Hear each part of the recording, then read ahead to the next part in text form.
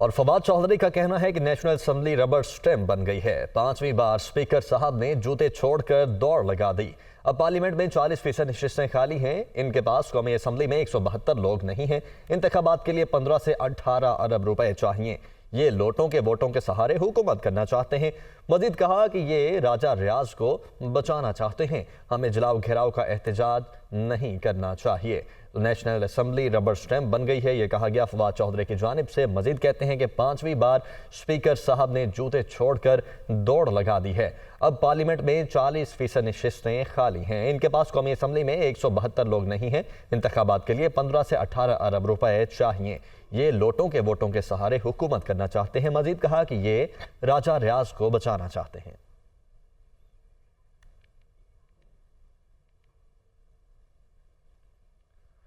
तो एक बार फिर से आपको बताएं कि तहरीक-ए-इंसाफ के मजीद 43 अरकान कौमी असम्बली के इस्तीफे मंजूर कर लिए गए हैं। स्पीकर कौमी असम्बली ने इस्तीफे मंजूर करके इलेक्शन कमीशन को डी नोटिफाई करने के लिए भी भिजवा दिए हैं। तो सबसे पहले 11 अरकान के इस्तीफे मंजूर किए गए, उसके बाद 35 और पिछले जुमे को 35 अरकान के इस्तीफे मंजूर करने के बाद अब 43 अरकान कौमी असम्बली के मजीद इस्तीफे मंजूर कर लिए गए हैं। और स्पीकर कौमी असम्बली ने इन तमाम इस्तीफों को मंजूर करने के बाद इलेक्शन कमीशन को भिजवा दिया है ताकि इलेक्शन कमीशन डी नोटिफाई करने का नोटिफिकेशन जारी करे। ब्यूरो चीफ इस्लामाबाद अदील वड़ाइच ने भी हमें ज्वाइन किया है। अदील, सबसे पहले तो इस वक्त जो नेशनल असेंबली की जो फिगर्स हैं वो बता दें, उसके बाद इस पर तजिए की जानिब आते हैं। देखें, इस वक्त तो पाकिस्तान तहरीक-ए-इंसाफ के अगर ये इस्तीफे भी मंजूर तस्वुर किए जाते हैं, क्योंकि इलेक्शन कमीशन ने अभी नोटिफिकेशन जारी करना है। इलेक्शन कमीशन ने अभी तक डी नोटिफाई नहीं किया और कल इलेक्शन कमीशन ऑफ पाकिस्तान को भी ये पाकिस्तान तहरीक-ए-इंसाफ के जो अरकान हैं जिनकी जानिब से ये बताया गया था कि हमने इस्तीफे वापस करने के हवाले से बता दिया है जो असेंबली सेक्रेटेरिएट है, तो इसलिए इनको मंजूर ना किया जाए। तो अगर ये मंजूर हो जाते हैं तो उसके बाद तो पाकिस्तान तहरीक-ए-इंसाफ के जो मेन पार्टी से ताल्लुक रखने वाले अरकान हैं जिनमें डिफेक्टर शामिल नहीं है, उसके बाद तो उनके सिर्फ एक ही रुकन रह जाता है और वो है इमरान खान। बाकी तो पाकिस्तान तहरीक-ए-इंसाफ के जो डिफेक्टर्स हैं वो वहां पर मौजूद हैं, जो इस वक्त लीडर ऑफ अपोजिशन है और वो जो ग्रुप है। बाकी रह गया मामला के इस वक्त कुल तादाद कितनी रह गई है। कुल तादाद जो है वो तकरीबन 176 के करीब रह जाती है, जिसमें पीडीएम जमातें हैं, इत्तेहादी हैं और कुछ ऐसे लोग हैं जो के बाप में हैं लेकिन उन्होंने उस वक्त वोट नहीं दिया था। लेकिन वो तमाम जमातें जो ट्रेयरी बेंचेस हैं और एक नाम निहाद अपोजिशन बेंचेस जो कि सिर्फ 20 के करीब अरकान रह जाएंगे, ये तो है वो एदादो शुमार। लेकिन असल मामला ये है कि क्या इलेक्शन कमीशन ऑफ पाकिस्तान ये डी नोटिफाई करेगा, क्योंकि इलेक्शन कमीशन के पास इख्तियार होता है कोई एतराज करने का। जब ये कासिम सूरी साहब ने इस्तीफे भिजवाए थे तो उस वक्त इलेक्शन कमीशन मुतमईन नहीं था, उस वक्त इलेक्शन कमीशन ने डी नोटिफाई नहीं किया। उसके बाद जब राजा परवेज अशरफ साहब आए, उन्होंने ये इस्तीफे भिजवाए, उस वक्त इलेक्शन कमीशन ऑफ पाकिस्तान ने फौरी एक दिन में इस्तीफे मंजूर किए। लेकिन इस मरतबा ये जो 43 अरकान है, सूरत हाल मुख्तलिफ है, क्योंकि ये जो अरकान हैं इन्होंने बता दिया सेक्रेटेरिएट को, असेंबली सेक्रेटेरिएट को कि हम इस्तीफे वापस दे रहे हैं, हमारे इस्तीफे मंजूर ना किए जाएं। तो इसमें इलेक्शन कमीशन ऑफ पाकिस्तान देखना यह होगा कि इन अरकान के इस्तीफे मंजूर करेगा या नहीं करेगा। लेकिन अदील यहाँ पर एक और पॉइंट ये भी है कि हमने देखा जुमे वाले दिन जब 35 मजीद आखिरी दफा जब 35 इस्तीफे मंजूर किए गए थे तो उसी दिन ये तमाम अरकान जो रहते थे पाकिस्तान तहरीक-ए-इंसाफ के, ये कौमी असम्बली के बाहर ही मौजूद थे, बल्कि स्पीकर के चैम्बर में भी गए। और उस वक्त ये लोग ये कह रहे थे कि हम इसलिए स्पीकर से मिलना चाह रहे हैं कि उनको कहें कि हम जो बाकी अरकान रहते हैं वो भी अपना इस्तीफा देना चाहते हैं, उनके भी इस्तीफे फौरन से मंजूर कर लिए जाए। स्पीकर चूंकि उस दिन मौजूद नहीं थे वहां पर, तो ये आर्ग्यूमेंट है उसके अगेंस्ट कि आज फिर उन्होंने उनके इस्तीफे मंजूर कर लिए क्योंकि वो खुद ही चाहते थे। जब उन्होंने तहरीरी तौर पर ये जमा करा दिया तो फिर सियासी बयानात की कानूनी हैसियत मैं समझता हूँ नहीं रहती। खुद पाकिस्तान तहरीक-ए-इंसाफ को भी समझ नहीं आ रही कि वो इस मामले पर किस तरह से यू टर्न ले।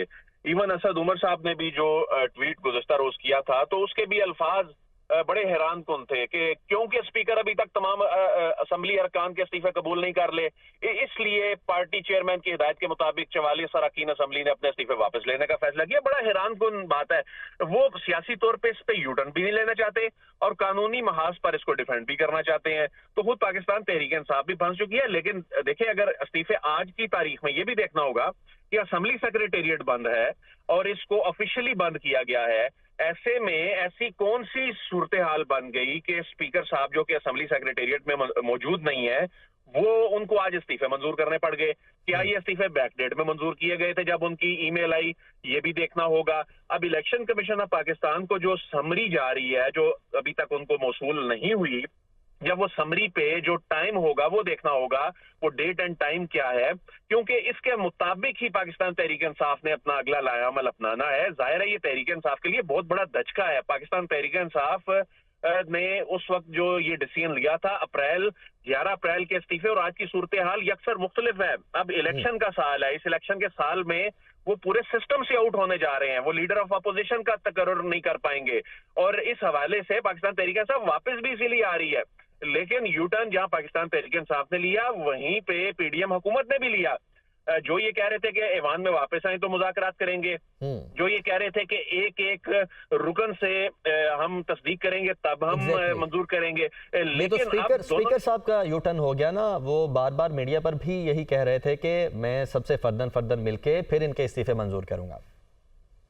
जी, स्पीकर साहब का भी यूटर्न हो गया, लेकिन बेसिकली ये स्पीकर साहब का अपना फैसला नहीं है, ये पीडीएम की हुकूमत का फैसला है। क्योंकि स्पीकर साहब के पास तो एक आईनी पावर जरूर है, लेकिन इसका इम्पैक्ट ओवरऑल पाकिस्तान की पॉलिटिक्स और इक़्तिदार के ऐवानों पर चूंकि आना है, तो ये पीडीएम हुकूमत का फैसला है और ये उस ग्रीन सिग्नल के बाद, उस इशारे के बाद स्पीकर साहब ने ये इतना बड़ा फैसला किया है। ये स्पीकर साहब अकेले फैसला नहीं कर सकते, उनकी आईनी पावर जरूर है, लेकिन उन्हें हुकूमत की जानिब से जब ये कहा गया तब उन्होंने ऐसा किया।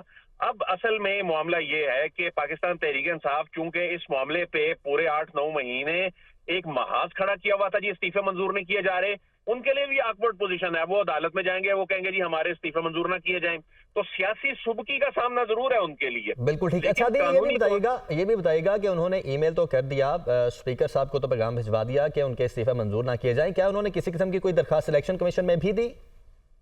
गुज़श्ता रोज जब वो पहले कौमी असम्बली सेक्रेटेरिएट में गए, कल असम्बली बंद थी, फिर वो स्पीकर हाउस गए, वहां नहीं उनकी मुलाकात हो सकी। उसके बाद फिर वो इलेक्शन कमीशन गए, इलेक्शन कमीशन में जाके तहरीरी तौर पे उन्होंने दरख्वास्त दी।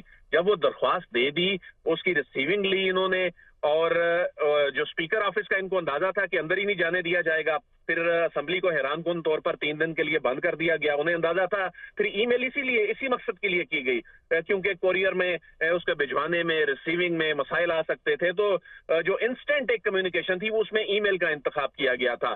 तो अब इलेक्शन कमीशन ऑफ पाकिस्तान को भी दरख्वास्त दी गई है। अब इलेक्शन कमीशन के लिए यकीनन ये एक मुश्किल फैसला होगा। इलेक्शन कमीशन बाइख्तियार जरूर है इस मामले पे, लेकिन ये मामला अगर अदालत में जाता है तो पाकिस्तान तहरीक इंसाफ के पास एक जवाब होगा कि देखें जी, हमने स्पीकर साहब को भी कह दिया और इस्तीफे इलेक्शन कमीशन को भी दरखास्त दी, और इस दरखास्त में बेसिकली आर्ग्यूमेंट्स क्या दी गई, मौक़िफ़ क्या अपनाया गया कि इस वजह से इस्तीफे मंजूर ना किए जाएं? बुनियादी तौर पे तो पाकिस्तान तहरीक इंसाफ इसलिए वापस आ रही है जो कि उसने दरख्वास्त का हिस्सा नहीं बनाया, लेकिन मकसद सिर्फ एक है, 1 पॉइंट एजेंडा है कि ऐवान में वापस आके जो निगरान सेटअप अगला बनना है उसका हिस्सेदार बना जाए, रोल किरदार अदा किया जाए, अपना किरदार अदा किया जाए और उसमें हिस्सा बना जाए। ठीक है दिल, बहुत शुक्रिया, आप हमारे साथ मौजूद थे।